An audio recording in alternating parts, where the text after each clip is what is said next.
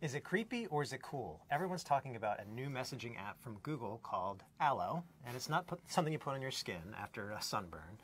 It is a very smart, to the point of being a little weird, messaging app that actually guesses and knows what's going on in your conversations, but also butts in with suggestions. Henry has been doing a hands-on with this and wants to give you his first impressions. Why don't we start with smart replies, and what is it? So when my colleague messaged me in Allo a photo of his French bulldog, Google Allo suggested 3 possible options on how I could respond.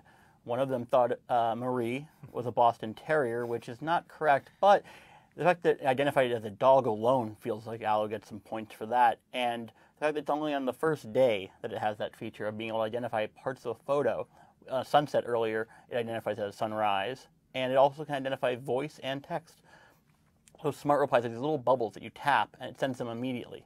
So is it weird when you see these things above or below your photos, and is it making us a little bit lazy when it comes to messaging?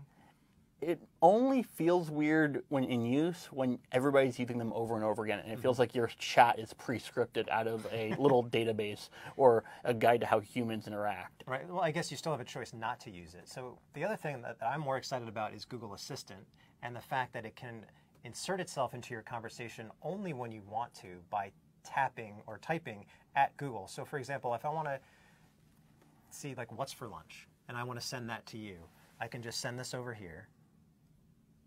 And beer's not for lunch. That would be nice, but we'll see. And you can see that Google, what is Google saying? Google says, let's find you something to eat. By the way, what kind of foods do you like? I'll remember and give you better options. So at this point, I don't know if we both have an option, but let's say I want to say burgers and just see what's around here and keep that Make going. sure you hit at Google in there, because if you don't hit at Google every time, it'll slide into the background. So I said burgers here. Noted anything else? And I said, no, find me a restaurant, please, because I'm hungry. Yeah, we're going to start this going. So then you see the cards start to show up. And that's what's kind of neat about this app, is that you don't have to go somewhere else in order to get recommendations. So what else can this assistant do? It can play games. There's this emoji movie trivia thing where it shows you 2 or 4 emoji, and it says, figure out what movie this is the title of. One of mine I saw was the giant X emoji, and I wanted 2 guys. I was staring at it for about 5 minutes. I realized X-Men. Some nerd I am. But it's a really interesting, fun little time waster that was a really fun way to play with Google Assistant.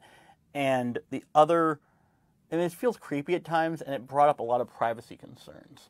People at Google I/O, and it was announced, they were told that this would never store your messages permanently. But now that it's released, it turns out that's the opposite. So, but why did they make this change, and should people be worried? If you're already using Google and you're already piped into Gmail and all your Google services, you've already sort of given up on your privacy in a way. But if you turn on incognito chats by starting a new chat and selecting Start Incognito, the problem is smart replies, Google Assistant, and other little neat smart tricks won't really work. Right. So if you want the power of Google really behind you and Google Assistant, you're going to have to give up a little bit in exchange of your privacy in exchange for it. Yeah, the other thing that I like is that, in a way, it's a way of getting like Google's Assistant on your phone. It's almost like a Trojan horse for getting rid of Siri. Onto iOS, yeah. Because you can ask it all sorts of questions like what's in the news today, and there's a bunch of headlines that come up. So I'm sure that over time there's going to be a lot more capabilities that are added. At the same time, there's a ton of messaging apps out there. There's Snapchat and WhatsApp. So where does Allo fit in the mix, and do you think it has a future? For some people who want to have an autopilot or somebody to take the wheel when they're sort of busy out there having a conversation, but they're also trying to maybe juggle a few coffees in their hand while they walk, Allo is going to be a great fit. But for me and a few other people who juggle iMessage, Facebook message, Twitter DMs, Snapchat, everything else, it might not be able to firmly root its rips into your life. Okay, well, check out the full hands-on at Tom's Guide. This is Mark Spoonhour. Henry T. Casey.